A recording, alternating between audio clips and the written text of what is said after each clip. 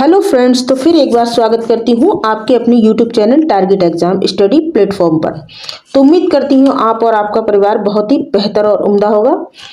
तो आज का जो हमारा सेशन है वो मॉक टेस्ट है, जो कि आपके सीटेट के एग्जाम के पॉइंट ऑफ व्यू से काफ़ी इंपॉर्टेंट है। यहाँ पर मैंने ऑल सब्जेक्ट लेने की कोशिश की है।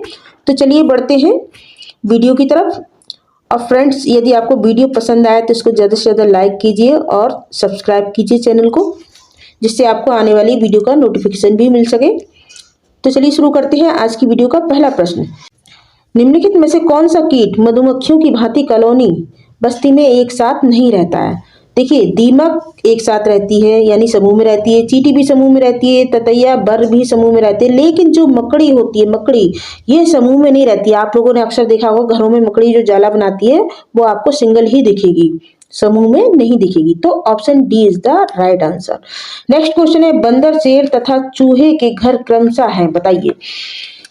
घोंसले, पेड़ एवं गुफा, पेड़ गुफा एवं बिल, या गुफा बिल एवं पेड़। देखिए, इसमें आपको किस तरह से एलिमिनेट करना है गलत आंसर को। जैसे मान लिया ये बंदर लिखा तो बंदर कहाँ रहेगा? पेड़ पर रहेगा। अब देखिए पेड़ वाला कौन सा ऑप्शन है? एक ऑप्शन है आपका ये। यहाँ पर आपको इसमें क्रम से लेना है। बंदर तो पेड़ पर रहेगा, शेर गुफा में रहेगा और जो चूहा है वो बिल में रहेगा। तो यहाँ पर देखिए ऑप्शन बी आपका राइट आंसर। नेक्स्ट क्वेश्चन है, बुद्धि परीक्षण निर्माण के जन्मदाता का नाम पूछा जा रहा है। बुद्धि परीक्षण निर्माण के जन्मदाता का नाम बताना है, बताइए कौन है। इसके ऑप्शन है अल्फ्रेड बिने, फ्रांसिस गेल्टन, स्टर्न या फिर जेम्स किंग। बताइए कौन होगा। तो देखिए, अल्फ्रेड बिने ने बुद्धि परीक्षण किया था, तो इन्हें बुद्धि परीक्षण निर्माण का जन्मदाता कहा जाता है, अल्फ्रेड बिने को। नेक्स्ट क्वेश्चन है, बाल्यकाल होता है, बताइए बाल्यकाल कब से कब तक का कहलाता है टाइम पीरियड? तो ये होता है 6 से 12 वर्ष की आयु तक। Option B is the right answer.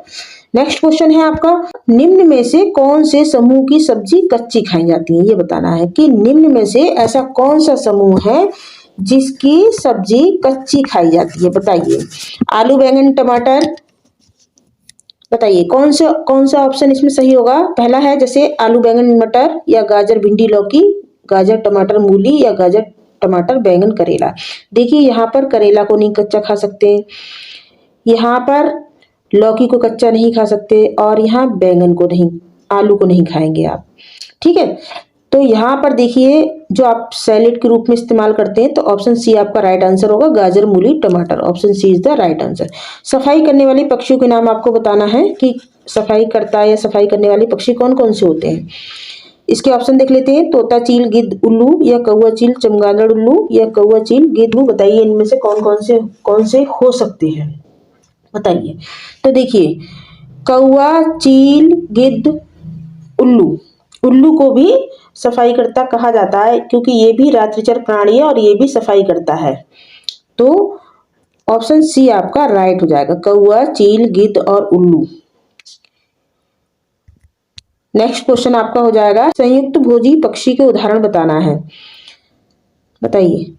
चील, चरखी, मैना नहीं होगा, बुलबुल, चरखी, कबूतर ये भी नहीं होगा, तोता, चरखी, उल्लू ये भी इसका मैच नहीं है, लेकिन बुलबुल, चरखी, मैना ये होगा आपका। तो ऑप्शन डी आपका राइट हो जाएगा, ये संयुक्त भोजी पक्षी के उदाहरण है। नेक्स्ट क्वेश्चन है, विश्व की सबसे अधिक ऊंचाई पर उड़ने वाले पक्षी का नाम आपको बताना है, जो सबसे अधिक ऊंचाई पर उड़ता है, बताइए। तोता, गिद्ध, चील, उल्लू, कौन सबसे अधिक ऊंचाई पर उड़ता है? तो ऑप्शन सी यानी चील सबसे ऊंचाई पर उड़ती है, सी इज द राइट आंसर। आप देखते हैं क्वेश्चन नंबर 9, दक्षिण भारत में मनाए जाने वाले यानी फसल काटने पर जो मनाए जाते हैं वो पर्व के नाम बताने हैं, कौन से हो सकते हैं। पोंगल, उगादि, बिहू, लोहड़ी, या फिर ओणम, पोगल, उगादि, विशु। ओणम, पोगल, बिहू, लोहड़ी, या फिर ओणम, बिहू, उगादि, विशु। बताइए कौन सा होगा। तो देखिए जो दक्षिण भारत में मनाए जाते हैं वो होते हैं आपके ओणम, पोगल, उगादि और विशु। देखिए यहाँ पर ये बिहू नहीं होगा, तो ऑप्शन बी आपका राइट आंसर हो जाएगा, ओणम, पोगल, उगादि और विशु, जो कि दक्षिण भारत के पर्व है। नेक्स्ट क्वेश्चन है, ऐसा कौन सा पक्षी जिसका सिर आगे रहते हुए भी पीछे देख सकता, बताइए। ऐसा कौन सा पक्षी है जिसका सर तो आगे की तरफ होता है लेकिन वह पीछे भी देख सकता है? तो वो होता है बत्तख। कौन सा होता है? बत्तख। गिद्ध को क्या बोलते हैं? गिद्ध को सफाई करता कहते हैं। चील जो होता है वो सबसे ऊंचा उड़ता है, और उल्लू की बात की जाए तो उल्लू रात्रिचर प्राणी है, इसे चौकीदार भी कहा जाता है और ये 270 डिग्री तक अपनी गर्दन को घुमा सकता है। नेक्स्ट क्वेश्चन है, मांटेसरी शिक्षा पद्धति का एक आग्रह है, बताइए क्या आग्रह है? मातृभाषा में शिक्षा, त्रिभाषा फार्मूले के अंतर्गत शिक्षा, राष्ट्रभाषा में शिक्षा या उपरोक्त में से कोई नहीं। क्या हो सकता है मांटेसरी शिक्षा पद्धति का? तो ये है मातृभाषा में शिक्षा, option A is the right answer. Next question, शिक्षा मनोविज्ञान के ज्ञान की शिक्षक को मुख्यतः आवश्यकता होती है, बताइए किस लिए आवश्यकता होती है? बालक की बुद्धि लब्धि की गणना करने में? बिल्कुल नहीं। कक्षा में अनुशासन बनाए रखने में? बिल्कुल नहीं। बालक की मनोशारीरिक विशेषताओं को समझने में इसमें हो सकती है। बालक के पिछड़ेपन के कारण जानने में? ये नहीं, ये रॉन्ग पॉइंट है आपका। तो option C is the right answer होगा। कौन सा होगा? Option C is the right answer. बालक की मनोशारीरिक विशेषताओं को समझने में। बालक अलग अलग परिवेश से आते हैं, अलग अलग कद काठी के होते हैं, अलग अलग आईक्यू के होते हैं, तो उनको समझने में। तमिलनाडु के निकटवर्ती राज्य हैं, ये आपको बताना है। तमिलनाडु के निकटवर्ती राज्य कौन कौन से हैं? तो देखिए तमिलनाडु के जो निकटवर्ती राज्य हैं वो है आंध्र प्रदेश, केरल और कर्नाटक। कौन से हैं? आंध्र प्रदेश, केरल, कर्नाटक। तो option D is the right answer. Option D is the right answer. Next question है आपका, मंदबुद्धि बच्चे की विशेषताएं कौन सी नहीं है? नहीं पर आपको फोकस करना, कौन सी नहीं है? कार्यकरण संबंधों को समझने के असफलता या बुद्धि लब्धि 105 से 110 के बीच होना। ये तो देखिए सामान्य बालक की होती है बुद्धि लब्धि। त्रुटियां अधिक करना, ये भी किसका है? मंदबुद्धि बच्चे की विशेषताएं हैं त्रुटियां अधिक करना। जटिल परिस्थितियों को समझने में असमर्थता, ये भी है किसकी? मंदबुद्धि बच्चे की विशेषताएं। और कार्यकरण संबंधों को समझने में भी असफलता, ये भी मंदबुद्धि बच्चे की विशेषताएं हैं। लेकिन यहाँ हमसे क्या पूछा गया? नहीं है। तो जो नहीं है में जवाब देना वो ये है कि बुद्धि लब्धि 105 से 110 के बीच होना। Option B is the right answer होगा आपका। Option B is the right answer होगा। क्यों होगा? क्योंकि बुद्धि लब्धि जो 105 से 110 के बीच होती है वो किसकी होती है? सामान्य बच्चे की होती है। किसकी होती है? सामान्य बुद्धि वाले बच्चे की। तो आपको नहीं में बताना था, तो यही उसकी विशेषता नहीं है।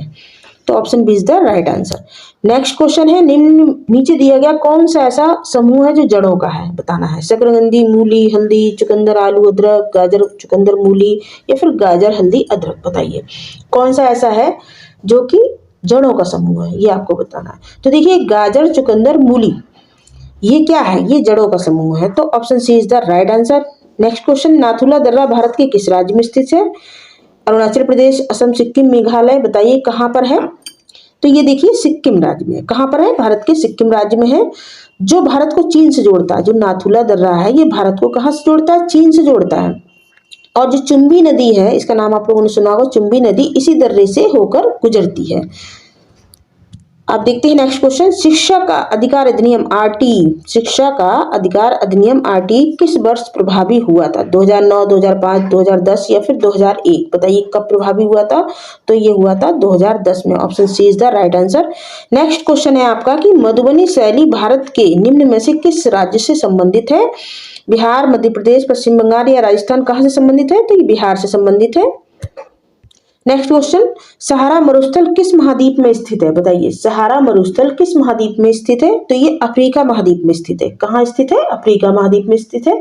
अफ्रीका महाद्वीप में स्थित है सहारा मरुस्थल, और यह विश्व का सबसे बड़ा मरुस्थल है। क्या है? विश्व का सबसे बड़ा मरुस्थल है और ये 8 देशों में फैला हुआ है। कितने? 8 देशों में फैला हुआ है। नेक्स्ट क्वेश्चन है, तिब्बत में किस नदी का नाम सांगपो है? किसका? तिब्बत में किस नदी का नाम सांगपो है, या किस नदी को सांगपो के नाम से जाना जाता है? कोसी, गंडक, ब्रह्मपुत्र, गंगा। बताइए किसको जाना जाता है? तो ब्रह्मपुत्र को जाना जाता है। Option C is the right answer. Bharat का सबसे बड़ा वनस्पति संग्रहालय कहाँ स्थित है? बताइए भारत का सबसे बड़ा वनस्पति संग्रहालय कहाँ स्थित है? तो ये कोलकाता में स्थित है। कहाँ पर है? कोलकाता में। तो option A is the right answer. Kolkata में भारत का सबसे बड़ा वनस्पति संग्रहालय स्थित है। नेक्स्ट क्वेश्चन है, निम्नलिखित में से कौन सफेद हाथियों की भूमि के लिए प्रसिद्ध है? Australia, Bharat, Thailand, Japan? कौन प्रसिद्ध है? तो ये थाईलैंड प्रसिद्ध है। Option C is the right answer. Thailand, जो कि सफेद हाथियों की भूमि के लिए जाना जाता है, थाईलैंड। नेक्स्ट क्वेश्चन, देखते हैं। नेक्स्ट क्वेश्चन है आपका, रूस के शीतोष्ण घास के मैदान कहलाते हैं, बताइए क्या कहलाते हैं? रूस के शीतोष्ण घास के मैदान कहलाते हैं सवाना, पैम्पास, स्टेपी, डाउन्स। क्या कहलाते हैं? तो ये स्टेपी कहलाते हैं। Option C is the right answer. Next question है आपका, अयोध्या जनपद में बोली जाने वाली बोली कौन सी है? बताइए। अवधी, बघेली, ब्रजभाषा, खड़ी बोली कौन सी है? तो यहाँ पर अवधी बोली जाती है। क्या बोली जाती है? अवधी बोली जाती है। नेक्स्ट क्वेश्चन है आपका, निम्नलिखित विकल्प में से संबंधित शब्द का चयन करना। जैसे व्हेल क्या है? स्तनपायी है। तो कछुआ क्या कहलाएगा? बताइए क्या कहलाएगा? सरीसृप, उभयचर, मछली या फिर मोलास्का क्या कहलाएगा? देखिए यहाँ पर होगा आपका उभयचर। क्या होगा? उभयचर। और यहाँ पर होगा आपका सरीसृप। सरीसृप। अब बताइए कि क्या कहलाएगा? व्हेल स्तनपायी है, कछुआ क्या कहलाएगा? तो ये सरीसृप कहलाएगा। क्या कहलाएगा? सरीसृप की श्रेणी में आएगा। तो option A is the right answer. Next question है, पावलोव ने अपना प्रयोग किस जानवर पर किया था? बंदर, बिल्ली, कुत्ता, खरगोश। इस तरह के क्वेश्चन भी आपके एग्जाम में पूछे जाते हैं। बताइए किस पर किया था? तो पावलोव ने कुत्ते पर किया था, यानी option C is the right answer. Pavlov ने जो अपना प्रयोग किया था वो कुत्ते पर किया था। नेक्स्ट क्वेश्चन, काइटिनी बाह्य कंकाल वाले जीव कौन से होते हैं? बताइए। जो काइटिनी वही कंकाल वाले जो जीव होते हैं वो कौन से होते हैं? बताओ। यहाँ पर होगा आपका वही कंकाल वाले जीव। बताइए कौन से होते हैं? तो देखिए, कीट, स्पंज, समुद्री अर्जिन या घेंगा, जिस पर ऊपर से कंकाल होता है। बताइए कौन से होते हैं? तो वो होता है घेंगा। Option D is the right answer. Next question है, मशरूम यानी कुकुरमुत्ता जिसको कहा जाता है वो किसका उदाहरण है? कुअक, शैवाल, हरा पौधा या एक कोशिकीय पौधा किसका उदाहरण है? तो ये कुअक का उदाहरण है। Option A is the right answer. Next question है, किसकी कमी के कारण बच्चों को रिकेटस रोग होता है? बताइए किसकी कमी के कारण होता है? तो ये होता है विटामिन डी की कमी के कारण। किसकी कमी के कारण होता है? विटामिन डी की कमी के कारण होता है रिकेटस रोग। अगर आपसे पूछा जाए कि विटामिन ए की कमी से कौन सा होता है, तो रतौंधी होता है। क्या होता है? रतौंधी होता है। विटामिन सी की कमी से पूछा जाए तो विटामिन सी की कमी से होता है स्कर्वी। और विटामिन डी की कमी से रिकेटस रोग होता है बच्चों में। नेक्स्ट क्वेश्चन आपका, लोहे की कमी से कौन सा रोग हो जाता है? स्कर्वी, एनीमिया, पोलियो या फिर रिकेटस। बताइए कौन सा हो जाता है? तो देखिए, लोह की कमी से जो होता है वो एनीमिया होता है। क्या होता है? एनीमिया हो जाता है। स्कर्वी किससे होता है? विटामिन सी से होता है। रिकेटस विटामिन डी से होता है।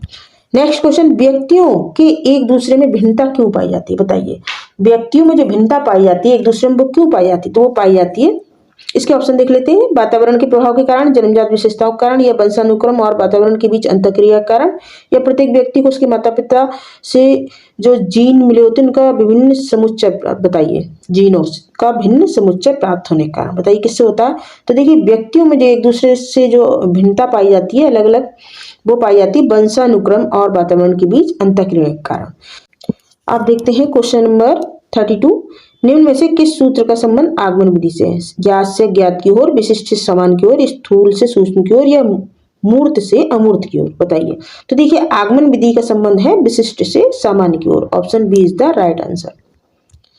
नेक्स्ट क्वेश्चन आपका है, निम्न में से कौन सा संवेगात्मक बुद्धि से संबंधित है? याद करना बिल्कुल नहीं है। गतिक प्रकरण विचार करना बिल्कुल नहीं है। ये कोई संवेगात्मक बुद्धि से संबंधित नहीं है, इमोशन से संबंधित नहीं है। अगर इमोशन से संबंधित है तो वो है सहानुभूति देना। Option D is the right answer. लोहे के सर्वाधिक शुद्ध रूप को क्या कहा जाता है? ढलवा लोहा, पिटवा लोहा, कच्चा लोहा, अयस्क क्या कहा जाता है? तो देखिए, लोहे का जो सर्वाधिक शुद्ध रूप होता है उसे पिटवा लोहा कहा जाता है। Option B is the right answer.